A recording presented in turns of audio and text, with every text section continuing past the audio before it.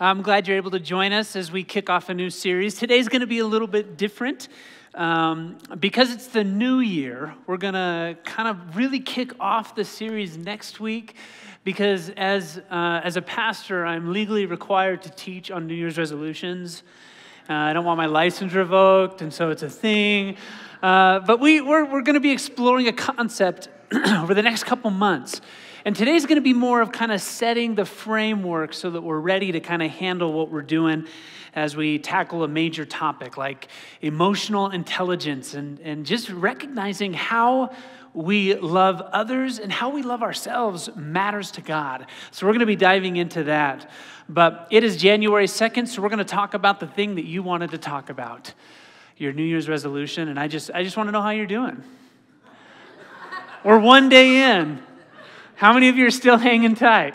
I know not everyone does New Year's resolutions. If you're not familiar, New Year's resolution is just take an opportunity at the beginning of the year to better yourself by changing something in your life, bringing a change or a habit. So do me a favor. I'm going to do a sweep starting over here. Give me a little nod if you do New Year's resolutions. 1. Excellent. There's 2 of us, buddy. All right. I am a New Year's resolution guy. At least I am until about February 1st. And that's because New Year's resolutions, to change yourself takes effort, and it takes time, and it takes energy, and change does not always come easy. Jay Leno once said that he would do anything for the perfect body, except diet and exercise. And I feel like that's often how change comes. That's how we feel it. So we're going to talk about an area this morning that is worth your time and effort. It's worth the energy it takes to bring this change into your life. But I'm not going to lie to you and pretend that it's easy, because really no change is easy. But as we enter into this season and as a church, really start to take a look at what's really happening in our head and in our hearts, this is an area of change that I think it would be beneficial to every single one of us. Now, to start off, I got to tell you something about myself. One thing about me is I am a lover of music. I am a music guy. If I bump into somebody and I go, yeah, what band has you excited these days? And they go, I don't know, I don't really listen to music. I'm out. Like, I don't even know where to take the conversation at that point, because that's what are we going to talk about now? Because I'm a music guy. I like listening to music. And I'm one of those guys who the car that I drive, it is very important that it has a decent sound system. I don't have to have nice things, but I have to have a decent sound system, because I learned pretty shortly after my 16th birthday that the best place to listen to music loud is in your car. It's like its own studio. There's no outside noise. It's just this little capsule of music. And then recently, a couple years ago, my wife and my brother, they helped me discover something that can compete potentially with the loud stereo in my car. And they showed me these new things called noise-canceling headphones. Now, they're pretty popular now. They come, in little tiny ones that you can put in your ear. They come in big ones like this. My brother got a new pair, so he said, Mike, you got to try these. And so he gave me his older model. And I've had headphones before, but he said, Mike, these are different. When you turn them on, it silences the world around you, except for the music that's coming in. And I remember I was absolutely skeptical. And I remember I put them on, and I turned them on, and immediately the world went quiet, except for what I was listening to. And now I can't live without them.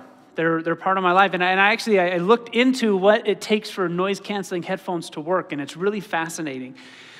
So regular headphones create this wall, kind of they're putting a cushion around your ears, and hopefully that wall will keep some of the noise out. But noise canceling does this other thing. It's this active thing where they actually create sound that competes with the ambient noises around you. So they actually, when you turn them on and the world goes silent, what you don't know is they actually just created more noise that competes and equalizes the noise around you. They call this destructive interference. I know, when you put your AirPod Pro in, you didn't know that you were being so violent. but that's what it is. And so what they do is they create another frequency that actually neutralizes what you're hearing around you. And they do that, and the reason I love mine is because now I can actually focus on what I want to hear. And this morning, as we step into the new year, I titled this message, A Noise-Canceling New Year. Not because you need to go buy noise-canceling headphones, because you don't. You might not love music the way I do and be really picky about it. So you might be picky about something else. But the truth is, we live in a very, very loud world. And I don't just mean loud in the form of sound decibels. I mean loud as in something is always trying to take or keep your attention at all times. And one thing we can do this new year is take steps to learn how to actually silence some of that noise so that we can start to hear and listen to the stuff we need to actually be hearing. Amidst the noise, amidst the hurry, especially what we experienced in 2021, if we allow ourselves, we will be so distracted that we will miss life entirely. And maybe one step we can take in 2022 is learning what is it going to take for me to slow it down and to quiet the excess noise so that God can show me what's essential. And so what I like to do is I like to say, okay, what's a great baseline for focus? If I was going to focus my mind and my energy on one thing for 2022, I got to get to a baseline for me. And a great baseline is from Jesus himself. And I say this, a question for 2022, what does love require of me? This is a big question, what does love require of me? We talk about it often, but it's a great baseline. It's a jump-off point. It's something that our staff and me personally, it's a question we bring up when we're looking at really big decisions, but it is just as applicable in little tiny minute decisions in life. And we didn't make this question up. It's actually, it's a question that Jesus asked throughout his ministry. He just asked him in a little bit different ways. In John chapter 13, he said, "A new command I give you, love one another. As I have loved you, you must love one another. By this everyone will know you are my disciples, if you have love for one another." See, in the Bible, biblical times, they couldn't underline and put exclamation points and highlight and capitalize. So what they would do is they would say it many, many, many times in the hopes that you might get it by time number 5, right? Well, 2 chapters later, he says this, "My command is this, love each other as I have loved you. Greater love has no one than this, to lay down one's life for one's friends." See, it's a great baseline for us to start out and say, whatever we want to do, let's make sure that it comes from this place of what does love require of me this year? And Jesus' most well-known teaching on love is what we call the Great Commandment. It's in 3 of his Gospels. Most of you know it by heart. And in Luke's Gospel, he actually follows that teaching of the Great Commandment up with a parable, a story to help illustrate what he's trying to say. So our main text today is going to be out of John chapter 10, starting in verse 25. And it's the parable of the Good Samaritan. Verse 25. On one occasion, an expert in the law stood up to test Jesus. "Teacher," he asked, "what must I do to inherit eternal life?" "What is written in the law?" Jesus replied. "How do you read it?" He answered, "Love the Lord your God with all your heart, with all your soul, with all your strength, and with all your mind, and love your neighbor as yourself." "You have answered correctly," Jesus replied. "Do this and you will live." See, he answered in a way that summed up all of the Old Testament law into really, it's 2 commands, but it's 1 command of importance. He said, you need to love God with everything that's within you, and you need to love your neighbor as yourself. Now, Mark's gospel and Matthew's gospel end right there. But in Luke's gospel, the account keeps going. And in verse 29, it says this, "But he, the expert in the law, wanted to justify himself. So he asked Jesus, And who is my neighbor? If I'm supposed to love my neighbor as myself, who is my neighbor? So Jesus tells him this parable. And this parable is one that you probably know, even if this is your first time at church.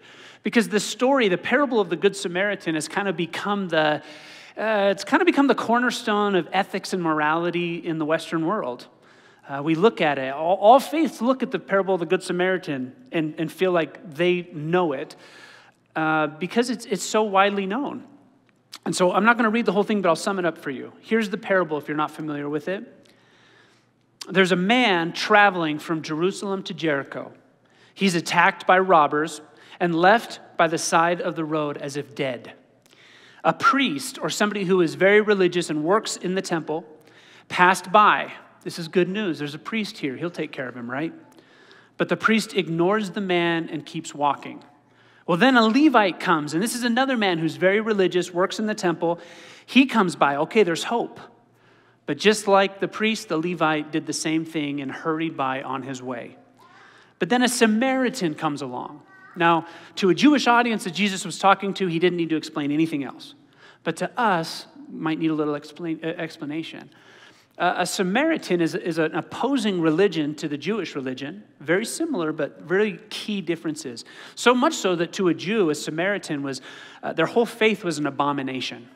And Samaritans couldn't do anything right, and Jews would do anything to avoid them. It's kind of one of those things that you can pick up on while reading through the New Testament. The Jews don't like Samaritans. Well, Jesus, in his story, he says the Samaritan comes by. Well, if the priest and the Levite ignored this guy, the Samaritan's probably going to run the other way, right? Well, it didn't. In fact, the Samaritan saw the man, stopped, helped the man, saw that he needed more help, so he actually put him on his own donkey, took him to a place that they could care for him. And instead of just leaving him there, the Samaritan man actually paid for the man's extended care. Well, in verse 36, Jesus asks the Levite who was asking him this question, which of these three do you think was a neighbor to the man who fell into the hands of the robbers? The expert in the law replied, the one who had mercy on him. Jesus said, go and do likewise. See, it seems pretty cut and dry. You're supposed to love others. You're supposed to love your neighbor as you love yourself. So who's our neighbor? Our neighbor is the people around us, in our vicinity, the people we interact with. But your neighbor could also be somebody who you come across, somebody who God brings your lives and they intersect. Now, I'd like to believe that most of us in this room, we would want to think that we would be like the Samaritan. We would like to say, in a perfect world, Mike, I would hope that I am one of those people that would have stopped and helped him. And I think that's normal. There's something within us that says, I get that other people might have been too selfish or too busy or too apathetic to help, but I'd like to believe I'm not like that. And that there's something within us that says that, and that's good. Well, some years ago, at Princeton University, they have a Princeton Theological Seminary. They decided they wanted to conduct an experiment because they wanted to see if people who intend to do well are put in really stressful situations, if they would actually do well. So what they did is it was kind of a blind experiment, which means they were dishonest to the people participating in it. And they selected a whole bunch of students. Some of them were seminary students. Some of them were students at Princeton. Some of them were Christians. Some of them were other faiths. And what they did is they asked them if they'd be willing to come and teach a subject on campus. So they asked one portion if they would learn the parable of the Good Samaritan and that they would go to the other side of the campus to this particular building and teach it. Then they asked this other group if they would teach just a small presentation on how to get jobs after seminary. And then what they did is they took a small portion of this group, one of the groups, and they told them, you know what, you've got enough time, just kind of, you got a little while, just make sure you're there on time on the other side of campus. And then they took another portion of the group and they said, hey, you've got about 3 minutes. You got to get across campus pretty quick. And then they told the last group, they said, you're already late. You need to get over there as soon as possible. Now, what they didn't know is that they planted an actor. And this actor was on the path between these two buildings.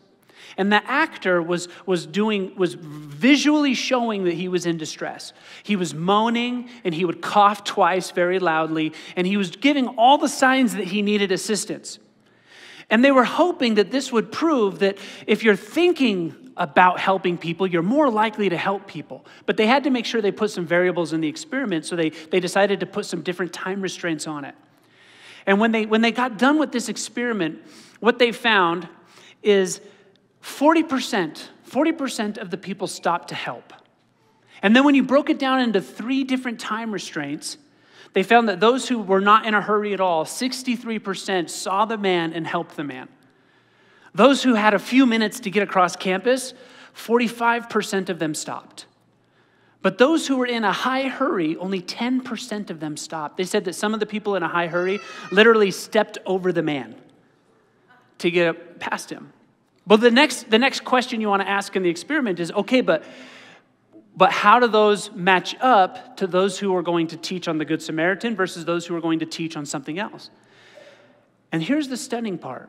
The study found that there was 0 difference between those who were literally walking across campus to teach on the Good Samaritan. There's 0 difference between them and the ones who went to just teach about seminary jobs. The only thing that made a difference across the whole board was how busy or in a hurry they were. See, what they decided was, ironically, a person in a hurry is just less likely to help other people, even if they're going to speak on the parable of the Good Samaritan themselves. The researchers concluded that it didn't matter if your life goal was to help people. What mattered most was that you were not living life in too big of a hurry. See, the problem isn't a lack of concern, but a lack of margin. We are too busy or distracted to love others well. And the thing is, I didn't need this study to know that this was true. Though it's helpful, I knew that this was true because I know me. And I know that even in my heart of hearts, if my intention is to do well and be available and be the one that steps in to be the hands and feet of Jesus to someone else, I also know what Mike is like when Mike is too busy, or when Mike is distracted, or when Mike has too much going on. One of the stunning parts of this study is they said that there was a number of the busy people who didn't even see the man. They walked by him, but they were so focused on getting to where they were going that they actually didn't even notice he was there.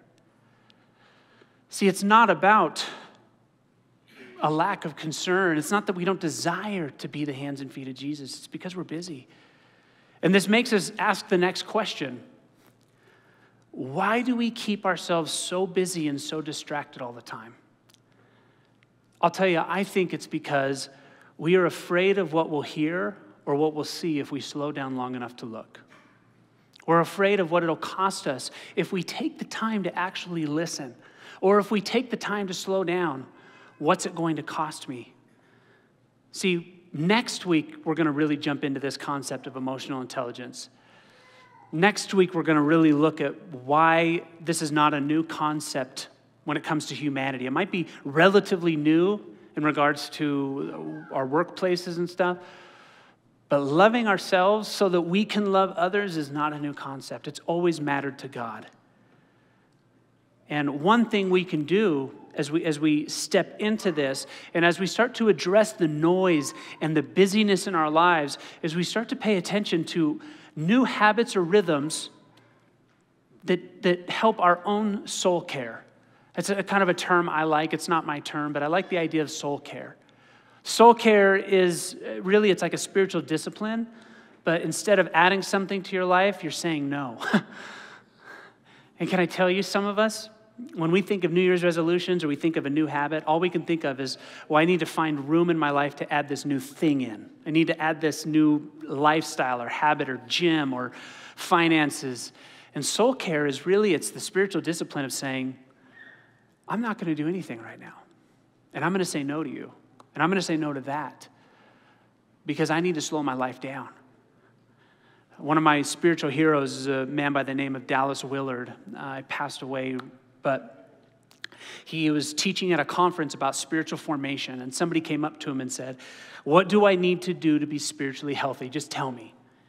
And after a long pause, Dallas says, "You must ruthlessly eliminate hurry from your life." See, Dallas recognized that the only way to combat the old habits of distraction and noise is to develop new habits that help create space for curiosity in our lives. Spiritual curiosity, emotional curiosity, relational curiosity. When we're hurried, we lose our curiosity for actually getting better at some of the things that mean the most in life, which is how well I'm paying attention to what's really going on in my own life and how well I'm treating you. Because when we ignore what's going on in our own lives and we ignore the difficult emotions that we're dealing with in here, they eventually boil out and we take them out on each other. See, why do we allow the noise? I think it's because we're scared of what we'll hear if we embrace the silence. A few years ago, there's a great band called 21 Pilots. You've probably heard of them. You probably know some of their songs. They're modern-day poets as far as I'm concerned. And in 2,000 years, we're going to have leather-bound books of their writings. You just watch. But they have this song from a few years back called Car Radio. Real simple song. It's the premise of the song is he got to his car and his stereo was stolen out of it. So he had to drive around in silence. And he says this in the song, "I hate this car that I'm driving. There's no hiding for me. I'm forced to deal with what I feel. There's no distraction to mask what is real." And then he says this line that just caught me off guard. He says, "Sometimes quiet is violent." And I don't know if you've ever been in that situation where all of the distraction that you usually surround yourself with, the busyness and the noise, for a moment it got stripped away. And rather than finding yourself at peace, you found yourself uncomfortable.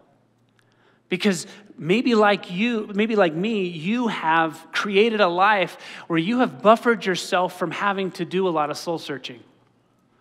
And then you find yourselves in moments of silence where the distraction's been ripped away from you and you don't know what to do. It's uncomfortable because now you actually have to pay attention to what's really going on and not what you're distracting yourself with. See, sometimes quiet is violent, but silence is also powerful. See, there's certain things in our life that we can hide for a while. We can cover them up, we can get distracted, we can get busy. But eventually they're going to demand that you pay attention to them. Like grief, like trauma, hurt, jealousy, unforgiveness, maybe a lost dream. Things that have made a major impact on the inside and they're trying to get our attention and we ignore them. And if we ignore them too long, one of two things is going to happen. They're either going to pour out and we're going to take them out on somebody else, or what we're going to do is we're going to find greater noise and greater distractions. We're going to go to extreme lengths to not have to see what's really there.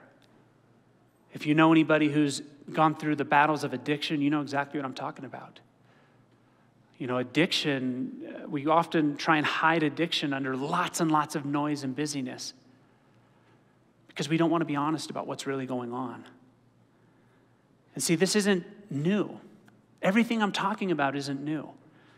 You know, Jesus himself taught about how to deal with the constant distractions and the demands of life. In fact, in Mark chapter 1, which jumps straight into the ministry of Jesus. He got baptized. He went into the desert for 40 days. He comes out, picks 3 guys, and goes straight to ministry.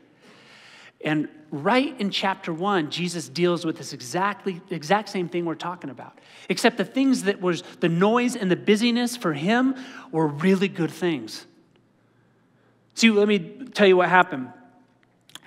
Jesus begins teaching. And as he's teaching, he's got these 3 guys that he had called to be along with him. And somebody brings to Jesus somebody who needed to be healed. They were sick. And Jesus heals this person right in front of them.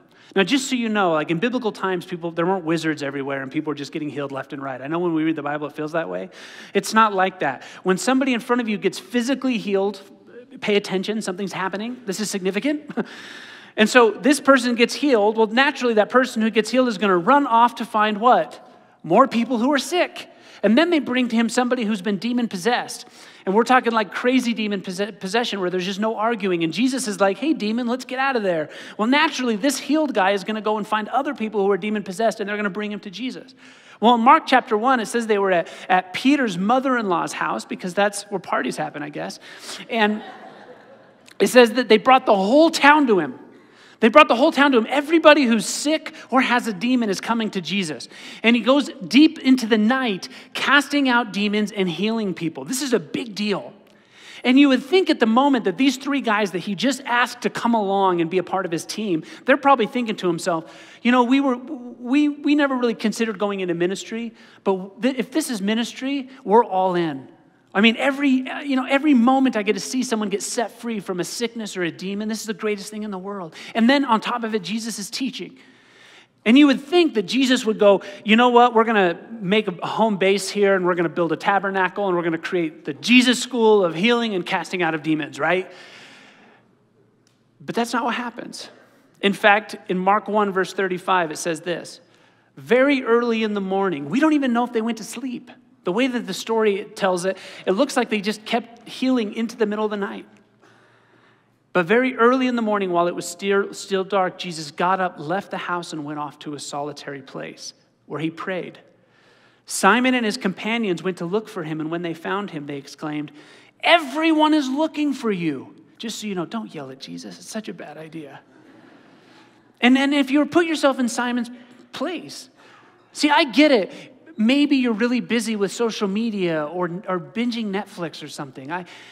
Maybe for us, we think, well, the noise and the busyness is stuff that it's okay to get rid of on some level. But see, Jesus was healing people and casting out demons. Why would he need to get away? Why would he need to go and refocus and hear from God? Isn't healing and casting out demons probably exactly what he should be doing? Well, that's what Simon thought. Simon said, what you're doing is so good. It's so good. Why would you walk away from it? Jesus says, let us go somewhere else, to the nearby villages, so I can preach there also. That is why I have come. So he traveled throughout Galilee, preaching in the synagogues and driving out demons. See, even Jesus is setting an example, a precedent right from the beginning of his ministry.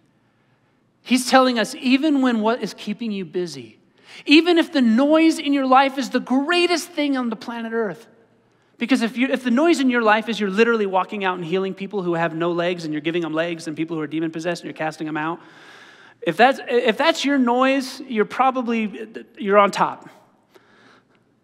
Jesus is saying, even if the busyness is because of the greatest things on the planet Earth, that doesn't mean that you don't have to break away and talk to God and recenter.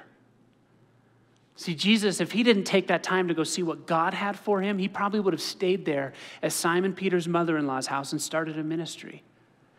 But if he would have done that, he wouldn't have collected the other disciples. He wouldn't have taught the things that have changed humanity, and he wouldn't have died on that cross, giving us access to God and salvation.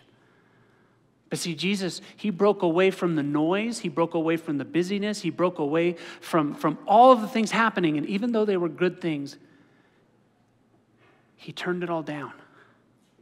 See, if I am to love well, I must reduce the noise low enough and long enough to face what is real. And if I can tell you what was missing in 2021 in Mike's life, is I convinced myself that if I was doing good things, I didn't need to slow down ever. And if I was doing great things, if what I was filling my schedule with was stuff that I was proud of, that I never needed to turn down the noise or slow down.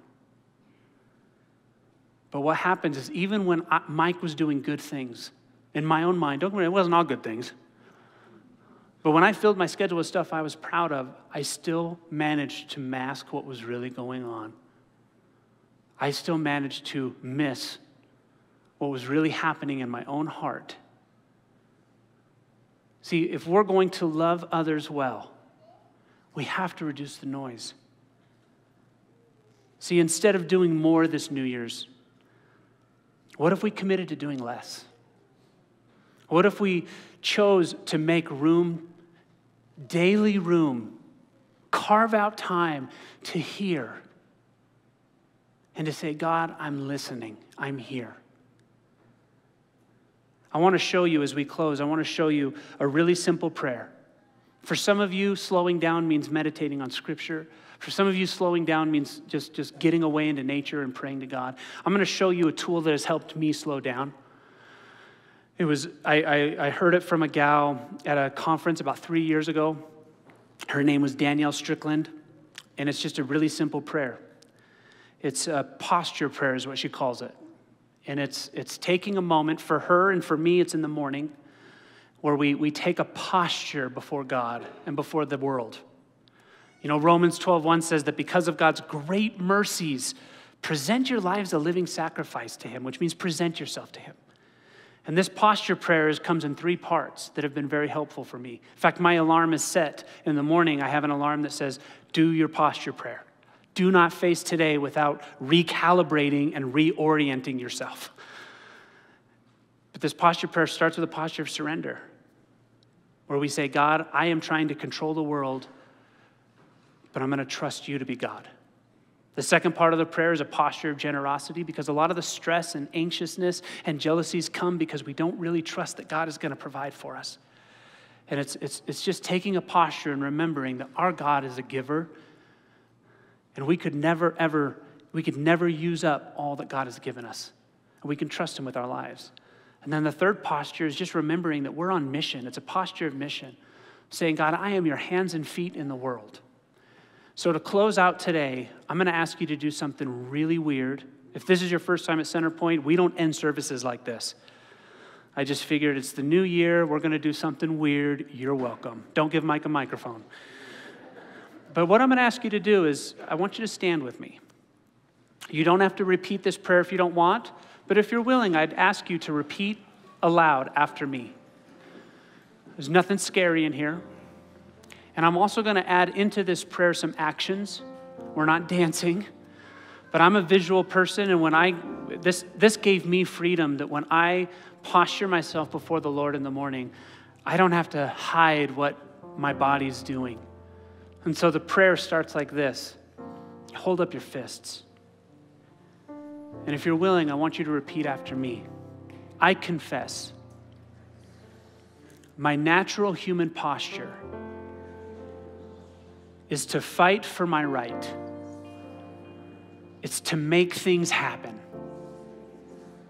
But I choose, as a disciple of Jesus, a posture of surrender. My life is not my own. God, take charge. A second posture is like this. Pull your fists right down here. I confess my natural human posture is to take, is to hold, is to keep. But I choose, as a disciple of Jesus, to open my hands in a posture of generosity. Freely I have received. At this point in my morning prayer, this is where I give to God those areas I don't trust him yet. And I say, God, I need to know. I trust you. And the third part is like this. Body language is big for me. I fold my arms. And I say, I confess my natural human posture is to spectate, is to critique, is to say it's not my problem. But I choose, as a disciple of Jesus, to open up my life, to say to this world, to say to the lost, to say to the least, here I am. We ask things in your name, Jesus. Amen.